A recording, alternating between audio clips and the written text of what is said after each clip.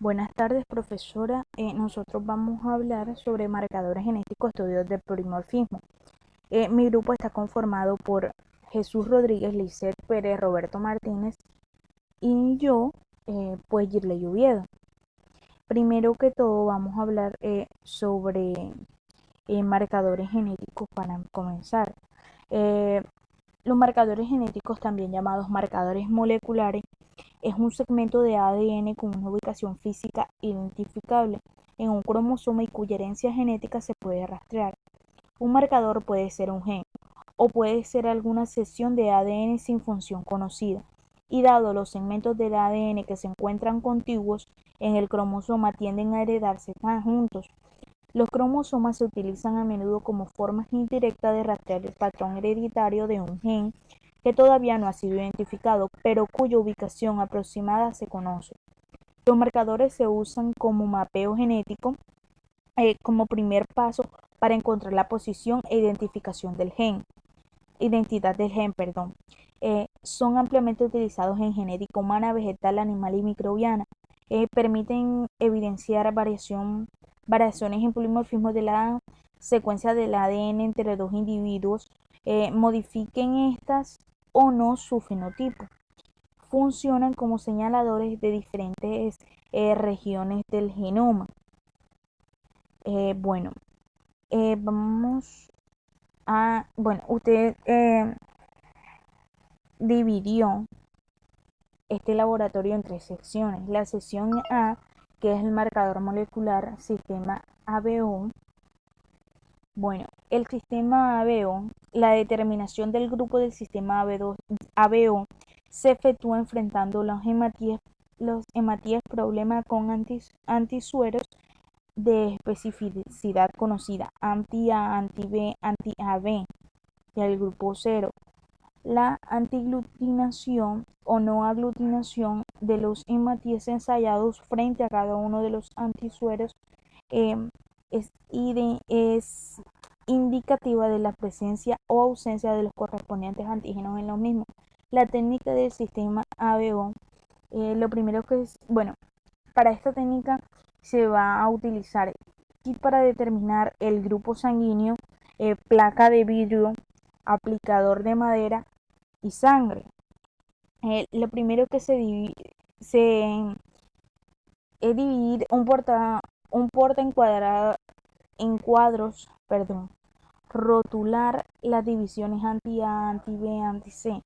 Con un lancete estéril, utilizar una punción, si se puede decir, en el cuarto dedo de la mano.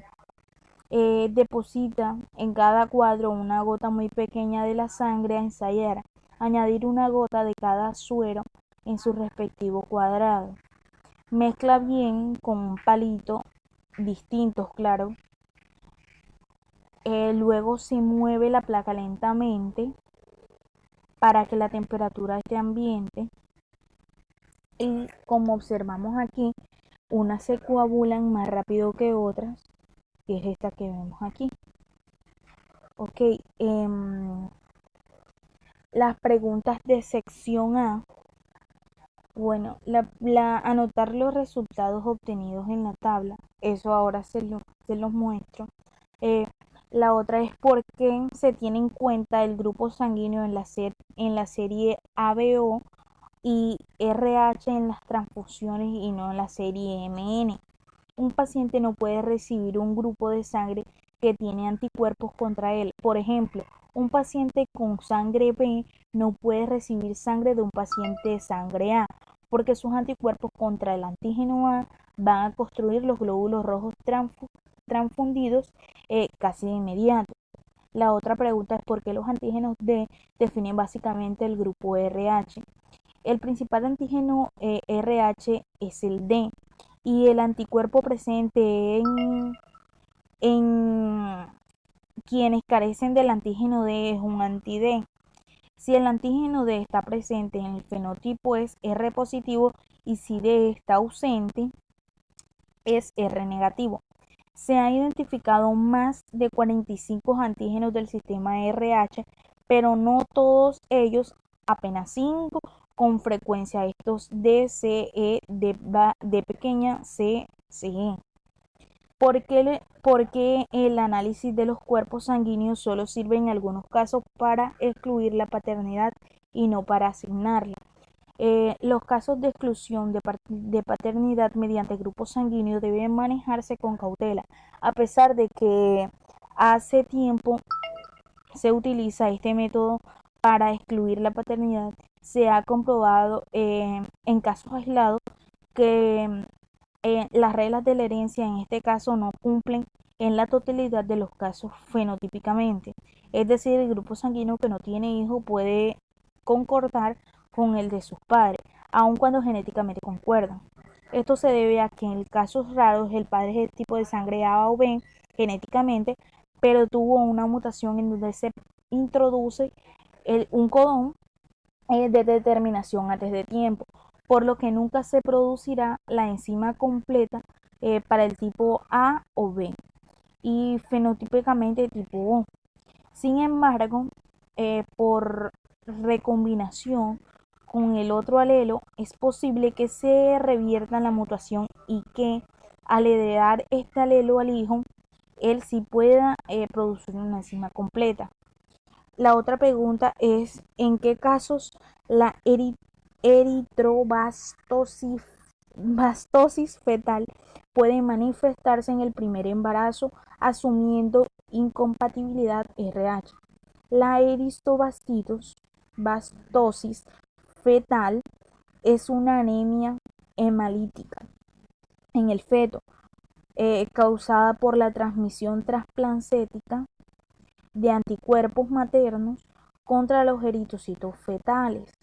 El entorno en general se produce por la incompatibilidad entre la sangre materna y la fetal, a menudo por antígenos RHO, o sea, el D. El diagnóstico comienza con el cribado prenatal de antígenos y anticuerpos maternos y puede requerir un cribado paterno. La evaluación seriada de títulos de anticuerpos paternos y anticuerpos maternos y estudios fetales. El tratamiento puede implicar una transfusión fetal intrauterina y una hexaginotransfusión neonatal. La prevención incluye la inyección de inmunoglobulina RHO para las mujeres RH negativas.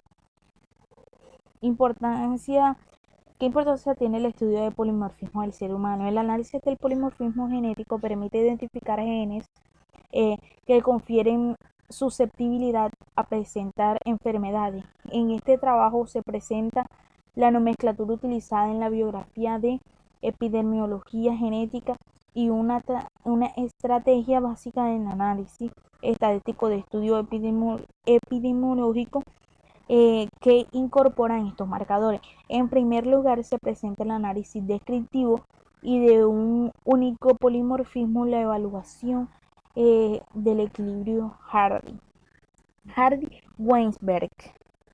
A continuación se presentan los métodos eh, para evaluar la asociación con enfermedad. Para ello se emplean modelos de regresión lógica y se estudian los posibles modelos de herencia. Por último, se presentan métodos para el análisis simultáneo de múltiples polimorfismos, estimación de la frecuencia de halotipos y finaliza la asociación con enfermedad. Bueno, ahora la sección B, que son marcadores moleculares complejos, histocompatibilidad mayor MHC. La pregunta de profundización de esta sesión es: ¿qué es el haploidéntico? El trasplante de células progenitoras hematopoyéticas es una terapia potencialmente curativa para pacientes con diversas enfermedades, pero solo el 25 a 30% de esto cuenta con un hermano compatible para el sistema de antígenos leucocitarios. humanos. Hace años se ha desarrollado el trasplante con un solo hematotipo idéntico, el que está, el que está disponible para la mayoría de los pacientes y se ha llamado trasplante haploidéntico. Se han realizado diferentes intentos para implementar la médula de linfocitos T antes de ser infundida, debido principalmente a la frecuencia de enfermedades injertos contra huésped en este tipo de trasplante, lo que se asocia con la mayor falla primaria de injerto y a, y a una lenta recuperación inmune. En la actualidad se realizan varios métodos que permiten sortear estos inconvenientes, por lo que este trasplante surge como una alternativa importante para los que no tienen un hermano totalmente compatible y tienen como ventaja que permite recoger entre varios candidatos y evitar la pérdida de tiempo en búsqueda de donantes no familiares. Eh, la otra pregunta es realizar un análisis de complejo histocompatibilidad mayor. El complejo mayor de histocompatibilidad del ser humano, que en general se denomina complejo de antígenos leucocitos, eh, que humanos sitúan en el cromosoma X, contienen gran cantidad de genes expresados.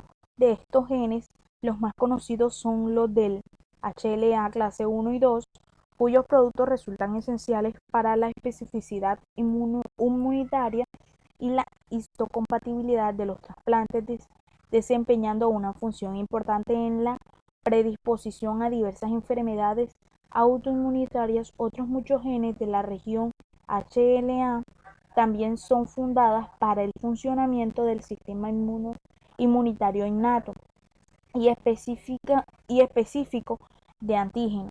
La región HLA se muestra muy conservada con respecto al MHC, de otros mamíferos en cuanto a la organización genómica, la secuencia de genes y la estructura de función de proteínas.